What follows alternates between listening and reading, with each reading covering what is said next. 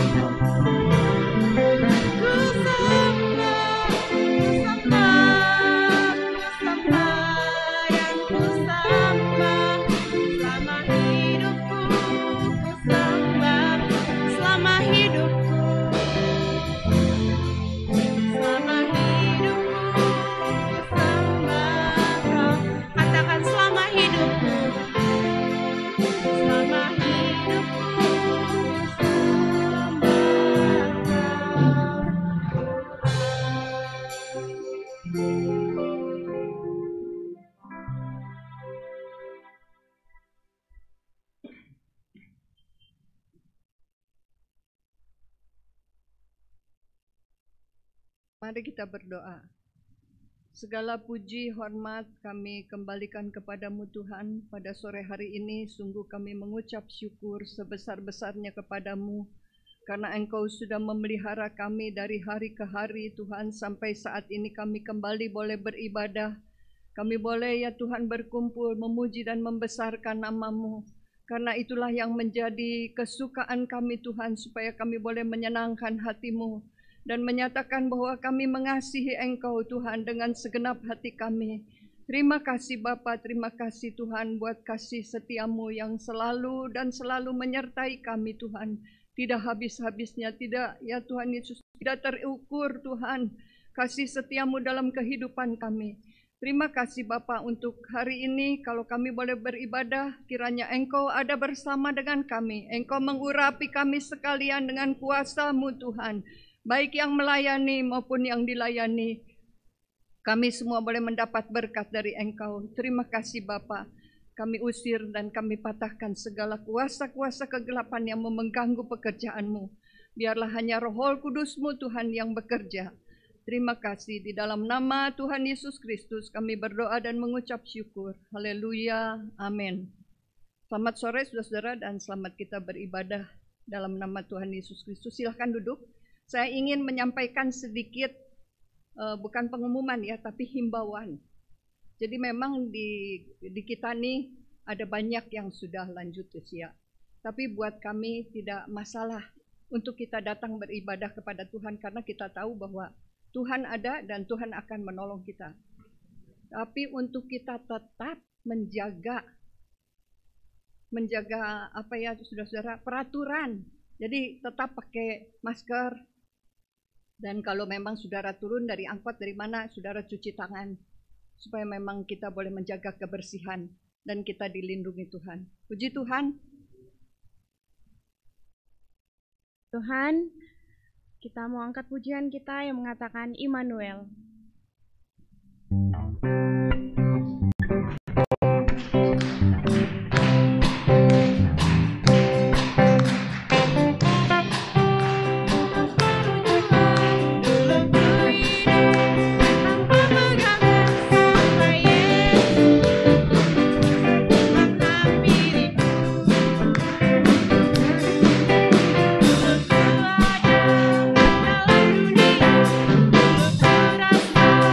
sangat kecewa.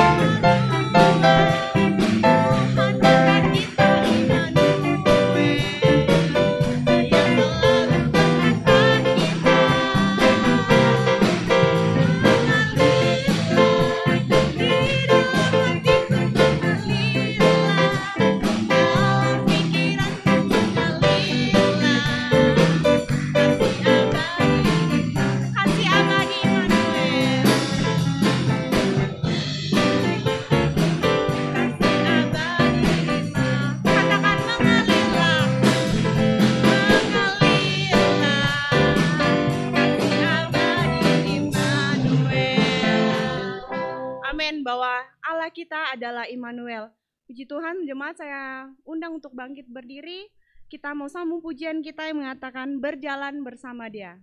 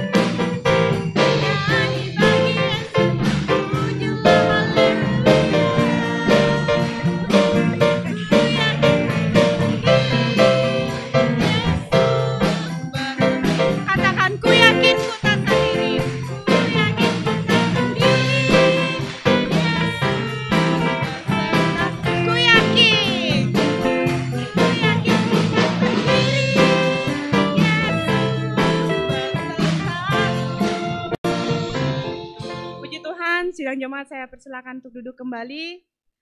Tiba saatnya kami akan membuka ruang kesaksian. Mungkin ada dari antara jemaat yang ingin menyaksikan cinta kasih Tuhan. Kami persilakan untuk maju ke depan.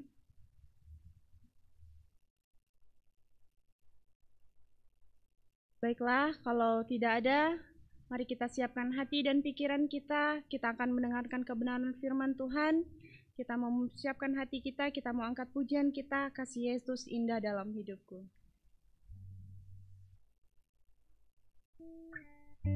Saya undang jemaat untuk bangkit berdiri.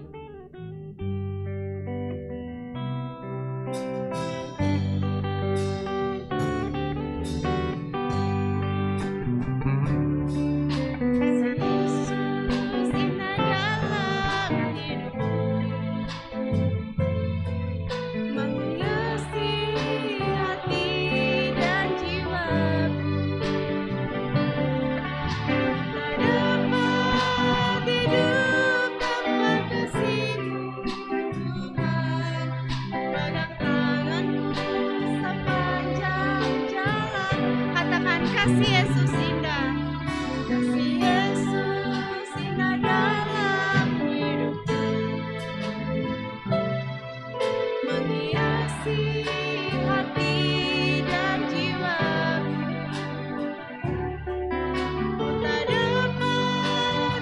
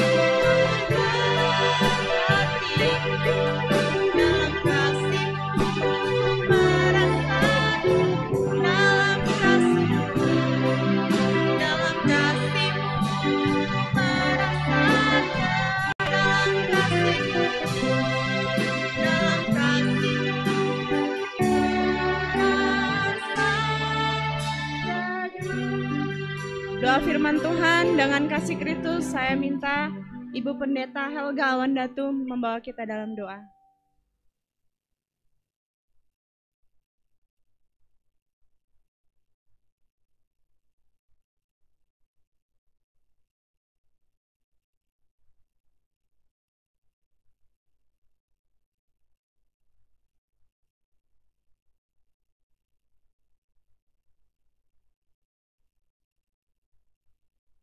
Segala pujian dan syukur, hormat kami hanya bagi-Mu Tuhan. Biarlah kiranya pujian kami, apa yang sudah kami nyanyikan Tuhan, bukan hanya sekedar perkataan mulut kami Tuhan, tetapi merupakan ucapan syukur, merupakan pernyataan yang keluar dari hati kami dan menyenangkan hati Engkau. Sebentar kami akan mendengarkan sebagian daripada firman-Mu. Urapilah telinga pendengaran kami Bapa. Berkatilah hati kami, supaya tanah hati kami adalah tanah yang terbaik untuk ditaburi benih firman-Mu. Engkau pakai hamba-Mu yang akan memberitakan firman-Mu. Sembunyikan ia di belakang salib-Mu. Berikan dia keberanian untuk memperkatakan kebenaran-Mu Tuhan. Dan berikan kami kerendahan hati untuk tunduk kepada segala perintah firman-Mu. Berbicaralah kepada kami Bapa, karena kami semua siap mendengarnya. Di dalam nama Tuhan Yesus Kristus kami sudah berdoa mengucap syukur. Haleluya. Amin. Saya akan duduk kembali. Pekerjaan selanjutnya saya serahkan Diawan memberikan firman Tuhan.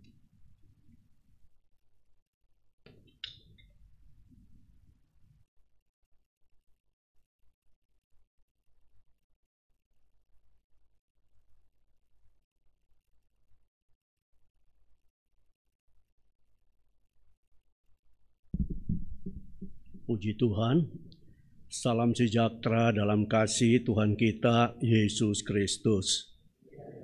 Saya berterima kasih kepada Tuhan, berterima kasih kepada Ibu Gembala yang pada sore hari ini dalam ibadat pertengahan minggu, di minggu terakhir, berkenan untuk mempercayakan saya berdiri di hadapan jemaat dan melayani dengan firman Tuhan.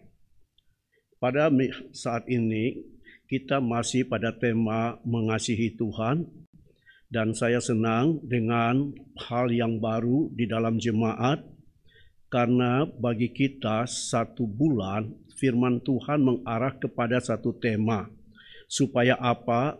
Selalu jemaat itu fokus. 1 bulan ini saya harus bagaimana seperti kata firman Tuhan. Dan firman Tuhan pada sore hari ini masih tetap di dalam Injil Yohanes, pasalnya yang ke-14, ayatnya yang ke-15. Injil Yohanes, pasalnya yang ke-14, ayat 15. Saya akan bacakan ayat ini.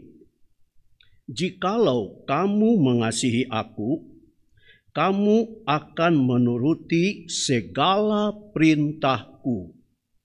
Kalau kita bandingkan dengan terjemahan Yunani, kata segala perintah itu dipakai kata perintah-perintahku. Jikalau kamu mengasihi aku, kamu akan menuruti perintah-perintahku. Saya tahu, kalau kita mau menyenangkan seseorang, ya paling tidak perintah-perintahnya kita turuti. Karena apa? Selain orang yang menyuruh kita itu senang, kita juga akan memperlihatkan karakter siapakah diri kita. Sebab seseorang akan diukur siapa dia dari perintah. Kalau orang itu diberi perintah, dilaksanakan, didengar, diperhatikan, dan dilaksanakan dengan baik, maka orang itu bisa disebut taat. Kalau perintah satu kali disuruh bikin, itu taat. Tapi kalau dikatakan setiap kali diberi perintah dan dia tetap lakukan, maka orang itu disebut patuh. Karena patuh itu artinya orang yang suka taat. Dan kalau orang itu tetap diberi perintah dan seterusnya melakukan perintah, maka orang itu bisa disebut setia. Dan kalau tetap terus dia kerjakan, maka bisa dikatakan orang itu baik. Maka siapakah orang itu? Dilihat dari perintah. Maka siapakah kita juga di mata Tuhan? Ya, Tuhan melihat dari perintah-perintahnya. Yang selalu kita dengar firman Tuhan, ada perintah, lalu bagaimana kita menyikapi perintah itu dan melakukannya.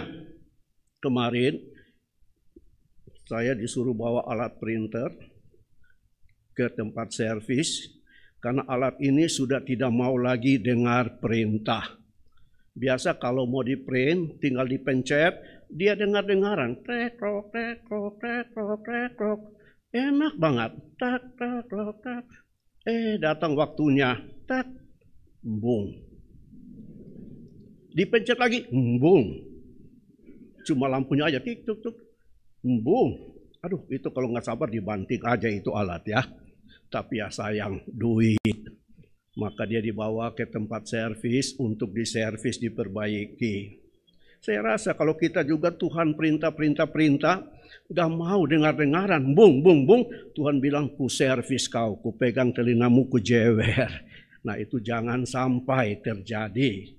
Maka kembali, jikalau kamu mengasihi aku, kamu akan menuruti segala perintahku.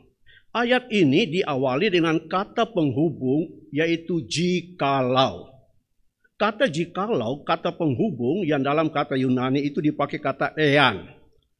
Kata ean itu artinya kata penghubung yang menunjukkan sesuatu yang diharapkan akan terjadi pada kondisi atau pada waktu tertentu.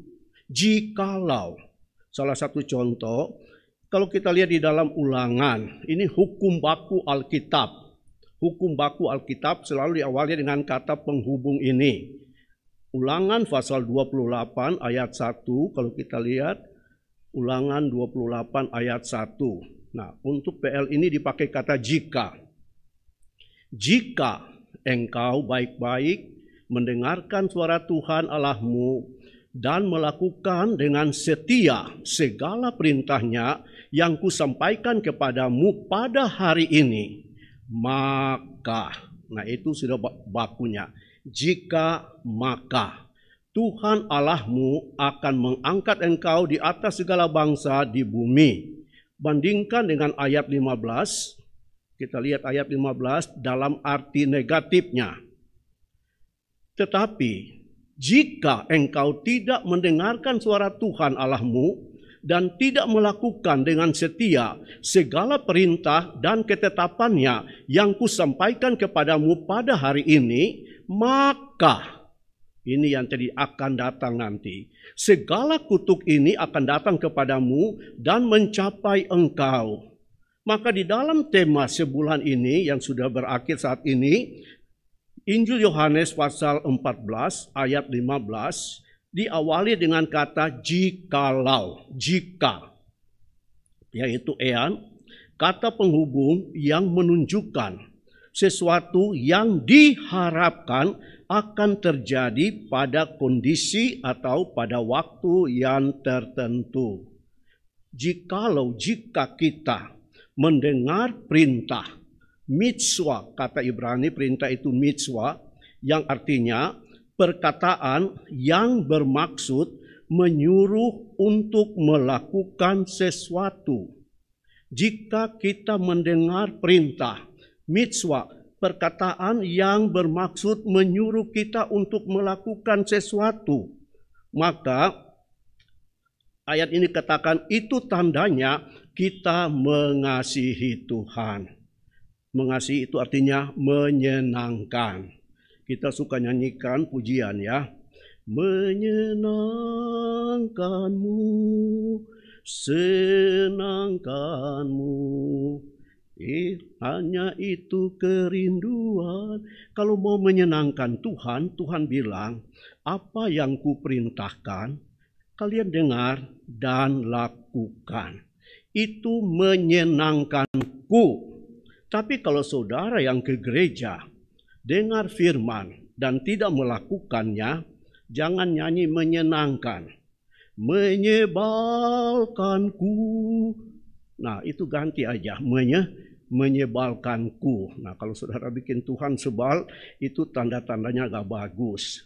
Maka tadi, kalau kamu mengasihi aku, kamu akan menuruti segala perintah. Segala terlalu banyak. Kita pakai yang bahasa Yunani, perintah-perintahku. Maka saya ambil satu contoh saja, bagian terakhir dari tema bulan ini, yang terdapat di dalam Injil Yohanes, pasalnya yang ke-13. Injil Yohanes pasal 13 ayatnya yang ke-34. Yohanes 13, ya. Aku memberikan perintah baru kepada kamu, yaitu supaya kamu saling mengasihi. Sama seperti aku telah mengasihi kamu, demikian pula kamu harus saling mengasihi. Nah, ini yang saya senang kalau kita pada akhir tema bulan ini, yaitu dikasih tahu ada perintah baru. Aku memberikan perintah baru kepada kamu, yaitu supaya kamu saling mengasihi. Kata baru dalam kata Yunani itu dipakai kata kainos. Kainos yang artinya suatu yang belum dipakai. Kedua, kainos baru itu artinya suatu yang belum diketahui. Ketiga, kata baru itu artinya suatu yang lebih baik daripada yang lama. Dan yang keempat, dikatakan suatu yang luar biasa. Jadi kalau aku memberikan perintah baru kepadamu, artinya sesuatu yang belum dipakai waktu PL. Sesuatu yang belum diketahui waktu PB. Sesuatu yang lebih baik dari PL. Bahkan sesuatu yang luar biasa. Apakah perintah baru yang Yesus berikan kepada kita? Ayat itu jelas. Supaya kamu saling mengasihi sama seperti aku telah mengasihi kamu, demikian pula kamu harus saling mengasihi. Perintah baru di sini dikatakan sama seperti aku telah mengasihi kamu. Sekali lagi, perintah baru di sini sama seperti aku telah mengasihi kamu. Kata sama seperti katos yang artinya sesuai dengan. Sama seperti katos itu persis. Jadi saudara yang dikasihi Tuhan, ada perintah-perintah di PL tentang mengasihi sesama. Ada perintah-perintah yang baru yang Yesus berikan di PB yang lain daripada PL. Yang seperti Yesus sudah buat. Dan kita belajar Alkitab. Apa yang Yesus sudah buat dalam hal mengasihi kita di PB.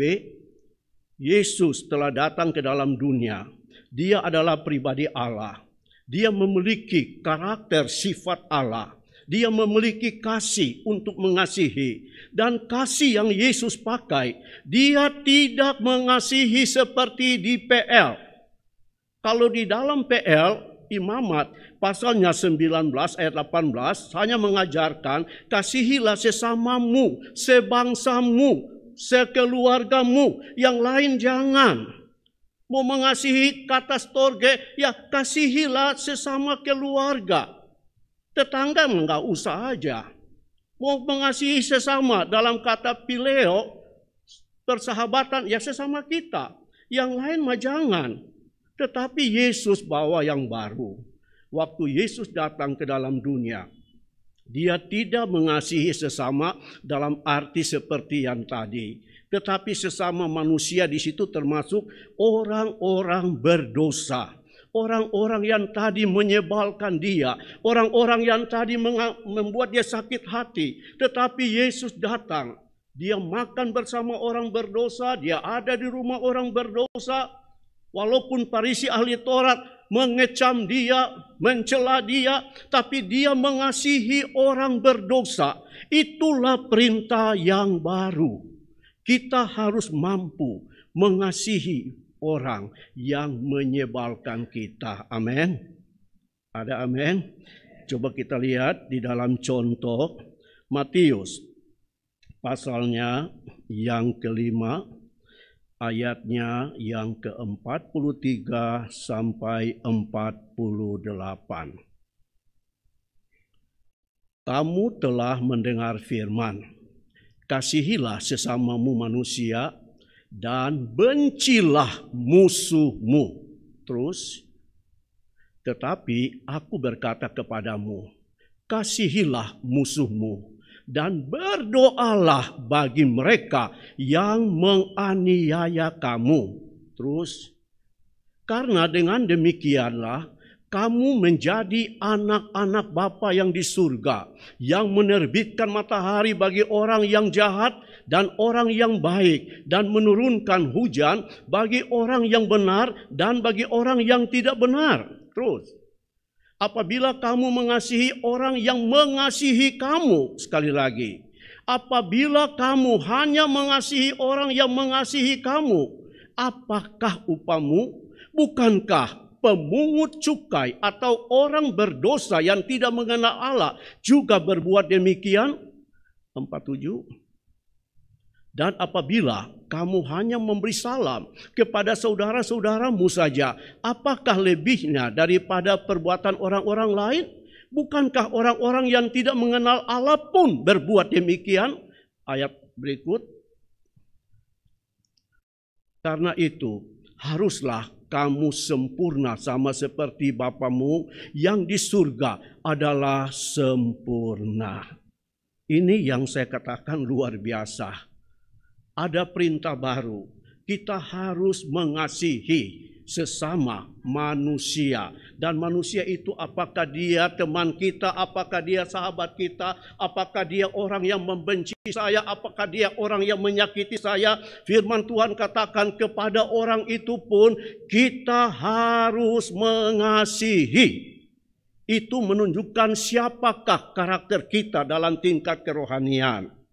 Saya suka mengatakan kepada anak-anak kalau di sekolah, coba perhatikan itu Alkitab. Berapa banyak perintah yang bagi kalian mengatakan tidak mungkin saya bisa lakukan. Perintah Allah, tapi mereka berkata tidak mungkin saya lakukan. Maka pesan saya, kalau saudara berkata itu tidak mungkin, ambil tip X, tutup ayat itu. Baca lagi, ada perintah, tidak mungkin, tutup lagi ayat itu. Sekian lama Anda baca Alkitab, maka semua ayat sudah hilang, tinggal beberapa lembar. Dan perlu kita pertanyakan, yang salah siapa? Yang kasih perintah atau yang baca? Yang jelas, Tuhan Allah kita Allah yang benar. Dia tidak akan pernah salah. Kalau dia kasih perintah untuk kita laksanakan, pasti kita bisa laksanakan. Satu contoh yang saya sangat senang, selesai Yesus memberi makan 5.000 orang, dia perintahkan murid-muridnya, ayo kalian duluan ke seberang, ke Bethsaida. Duluan, aku berdoa dulu. Capek melayani ya. Hanya 12 orang melayani 5.000 laki-laki, belum perempuan, belum anak-anak. Bolak-balik antar roti, bolak-balik. Saya nggak tahu sampai sore itu murid-murid makan atau belum. Bagi-bagi roti itu makan apa belum. Kalau saya katakan murid-murid itu orang Manado, pasti sambil bagi dia makan. Supaya selesai sudah kenyang. Dan mungkin tidak ada sisanya. Sebab itu ada sisa 12 bakul. Tapi aneh, selesai kasih makan 5.000 orang, pas mulai malam dapat perintah. Kalian pergi menyeberang. Pergi menyeberang. Saya jujur, kalau pengerja sekarang sudah kerja capek-capek, gak dikasih istirahat dan perintah lagi, ucapan yang mereka bilang, Om, kalau mau perintah pakai otak. Om, kalau mau perintah punya perasaan gak Om? So capek Om. Kasih istirahat sedikit Om. Itu dunia sekarang. Lihat dari perintah aja. Di perintah mau dengar-dengaran apa enggak? Tapi yang 12 murid ini keren. Selesai melayani, dapat perintah. Pergi ke seberang. Mulailah mereka pergi mendayung. Bukan pakai speedboat. Tinggal duduk dan jalan sendiri. Dayung. Tangan ini capek melayani dari tadi. Ketemu angin ombak. Dini hari jam 3. Di tengah danau. Itu pekerjaan yang paling mengesalkan ya. Di tengah danau. Capek. Dayung maju. Angin ombak tiup mundur. Dayung maju. Angin ombak tiup mundur. Usaha melaksanakan perintah menjadi sia-sia. Seharusnya mereka harus sampai. Tapi yang saya hormati, walaupun angin sakal, penghalang datang, seolah-olah perintah itu nggak usah dilaksanakan. Putar saja perahu, ikut angin, ikut ombak lebih enak. Pulang kasih lapor ke sana, nggak sanggup. Banyak tantangan, nggak sanggup. Tapi luar biasa. Sementara mereka mendayung, Yesus yang lagi berdoa, dia punya kemampuan melihat mereka. Betapa susah payah mereka itu. Betapa susah payah. Dan Yesus tinggalkan doanya. Dia berjalan di atas air. Menemui mereka dalam kesusahan. Dan Alkitab katakan. Saat dia tiba mereka. Dengan sekejap perahu mereka sampai di seberang. Sekejap di tengah danau. Sekejap. Berarti perahu itu sudah jadi pesawat. Langsung sampai. Itu karena apa? Kemampuan bertahan dalam tantangan walaupun melaksanakan perintah dalam tantangan. Ini orang-orang yang baik.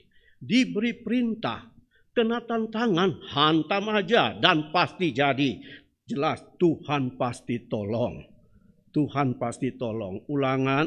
Lukas pasalnya yang ke-6. Ayat 27-28.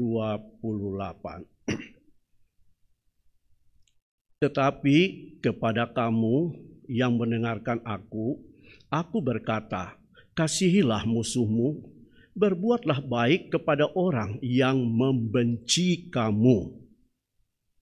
Terus 28. Mintalah berkat bagi orang yang mengutuk kamu. Berdoalah bagi orang yang mencaci maki kamu. Saya tahu banyak jemaat mereka ikuti ayat ini. Mereka berdoa bagi orang yang mencaci maki. Cuma doanya lain. Tuhan biar dia cepat mati. Bukan doa berkat. Tapi doa biar dia cepat mati. Bahkan ada anak-anak Tuhan. Malam ini kita bikin ucapan syukur. Kenapa? Yang membenci saya sudah mati. Nah, ini jangan. Alkitab katakan kita harus berdoa. Dan saudara coba nanti rasakan. Ada sukacita yang sangat luar biasa. Coba praktekkan saja. Orang yang menyakiti engkau, orang yang membenci engkau doakan dia. Tuhan, berkati dia. Kalau engkau bisa berdoa kepada orang yang menyakiti engkau, itu rohanimu sudah cukup baik. Dan Anda bisa lihat, suatu ketika waktu dia berubah, dari dia membenci engkau, menjadi mengasihi engkau. Engkau sudah mengubah orang lewat doamu. Ada kesaksian, seorang hamba Tuhan di Jawa. Setiap kali kebaktian, ada masyarakat yang suka lempar gereja, maaf dari genteng. Lagi kebaktian, batu masuk. Ini pendeta selalu ambil itu batu, didoain. Tuhan berkati yang lempar, kumpul. Sampai akhirnya satu gunung, itu batu. Dia tetap berdoa. Yang lempar gak pernah puas. Kesal, ini pendeta gak kapok.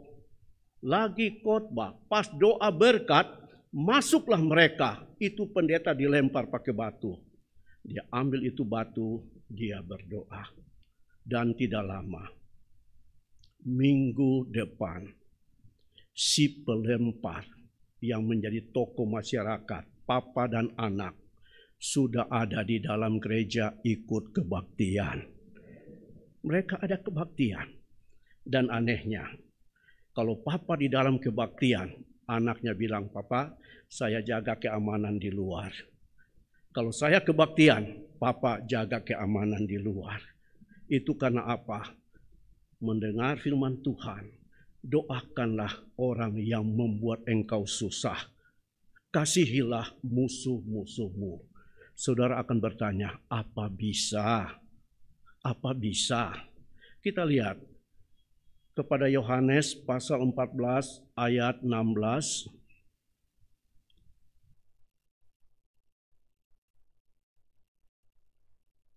Aku akan meminta kepada Bapa, dan Ia akan memberikan kepadamu seorang penolong yang lain, supaya Ia menyertai kamu selama-lamanya. Ayat 15 katakan, jikalau kamu mengasihi aku, kamu akan turuti segala perintah. Dan salah satu perintah Tuhan berat, kasihilah musuh-musuhmu, doakanlah berkat. Orang yang membenci engkau, buat baik kepada dia, buatlah baik kepada dia. Berat, tapi saudara tidak usah takut. Yesus sendiri yang bilang, dia akan minta kepada Bapa seorang penolong yang lain, Parakletos, Roh Kudus, untuk ada bersama engkau dan memampukan.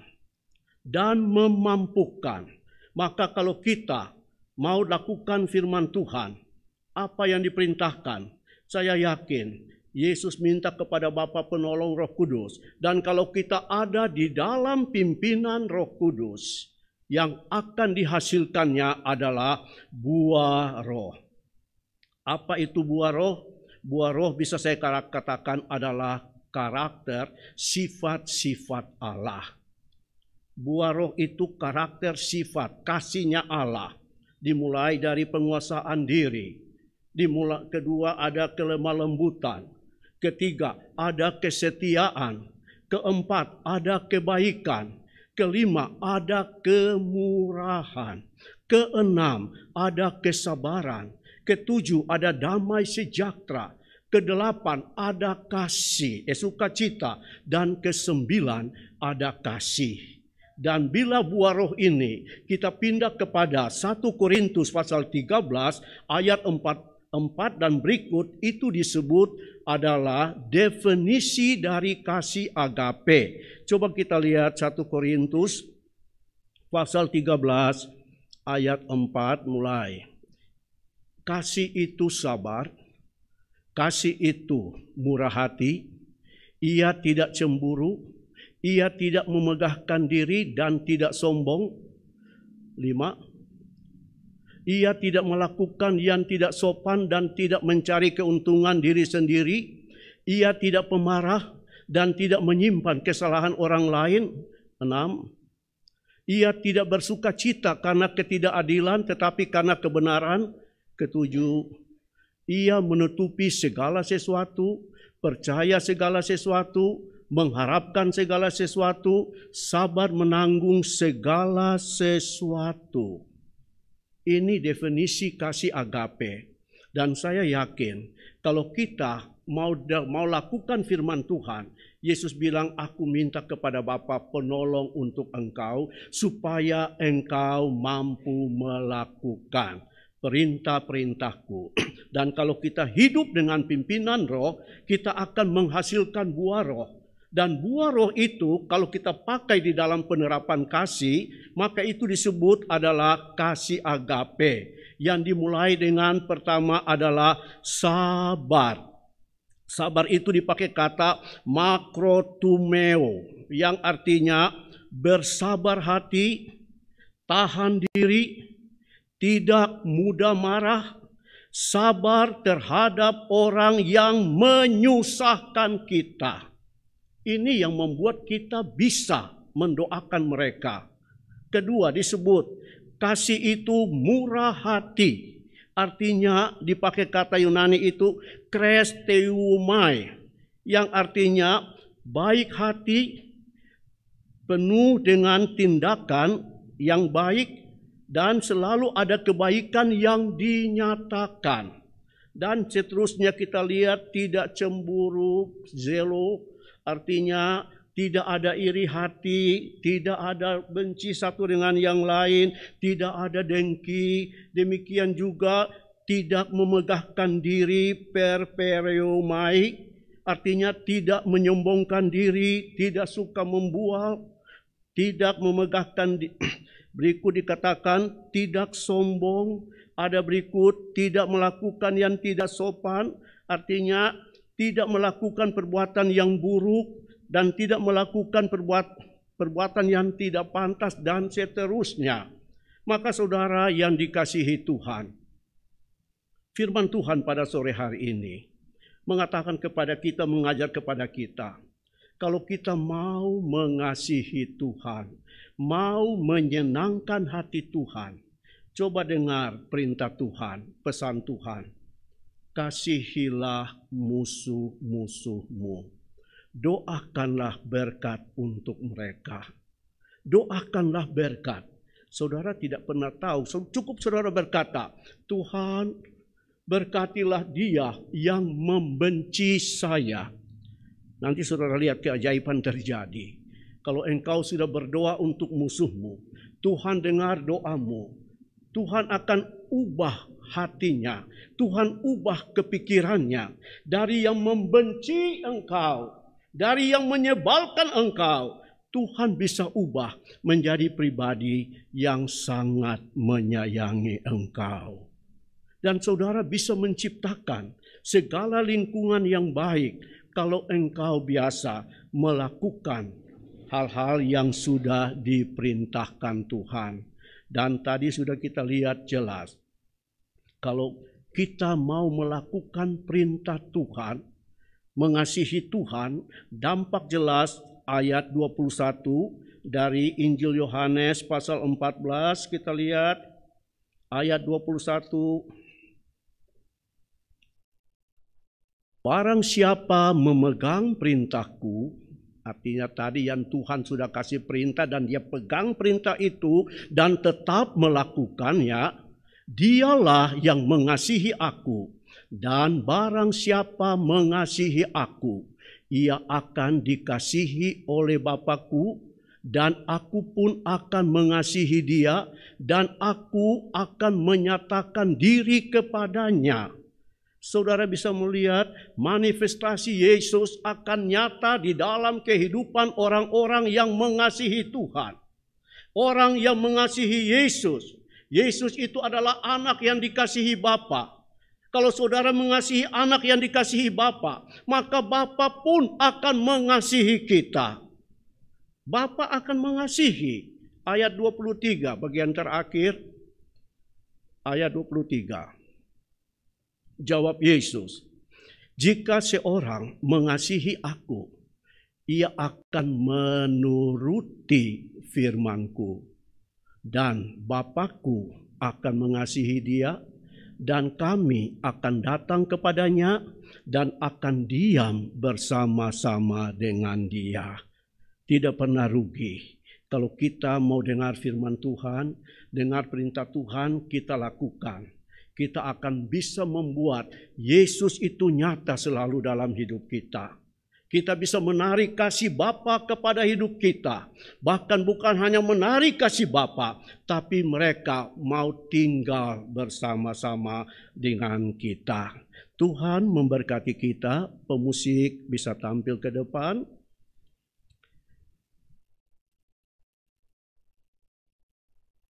Kita sama-sama bangkit berdiri, nyanyikan pujian Kasih dari Surga.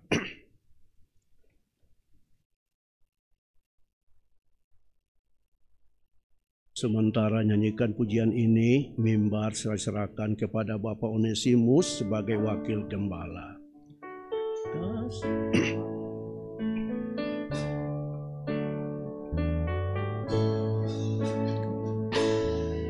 kasih dari surga memenuhi.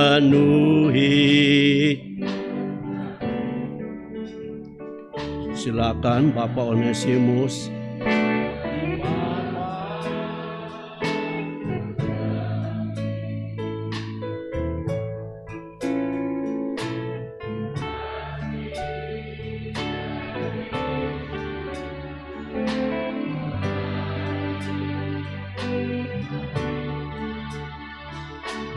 Buat damai di hidupku,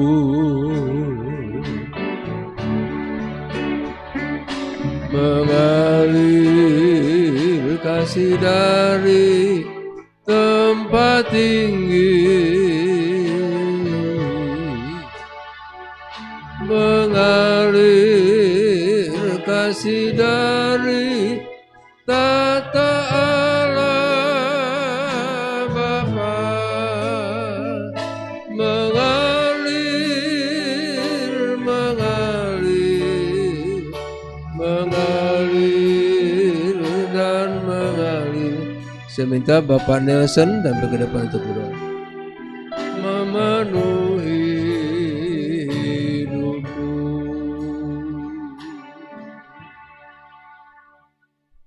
Saudara-saudara yang terkasih, mari kita bersatu di dalam doa. Haleluya. Segala puji dan syukur kami naikkan ke hadirat-Mu ya Tuhan, sebab Engkau Allah yang baik, Allah yang maha kuasa dan Allah yang maha benar. Tuhan, kami sudah memuji menyembah Engkau, kami sudah memuliakan nama-Mu Tuhan, kiranya Engkau Tuhan boleh disenangkan, boleh disukakan untuk penyembahan kami. Tuhan, kami sudah mendengarkan sebahagian daripada firman-Mu. Biarlah firman-Mu menjadi kekuatan dan meneguhkan hati kami, dan boleh menjadi pedoman di dalam kami menjalani hari-hari yang Tuhan sediakan bagi kami. Terima kasih Bapa, terima kasih Tuhan Yesus. Berkati hamba-Mu yang sudah menyampaikan firman-Mu. Pakailah kehidupannya lebih heran lagi Tuhan, dan Engkau senantiasa mengurapi hamba-Mu di dalam penyampaian firman-Mu. Terima kasih Bapa, terima kasih Tuhan Yesus. Bila sebentar kami Tuhan memberikan korban syukur kami, Engkau berkati Tuhan, agar dapat dipergunakan untuk kemuliaan bagi nama Tuhan. Terima kasih Bapa, hanya di dalam nama Yesus Kristus kami berdoa dan mengucap syukur. Haleluya. Amin. Amin.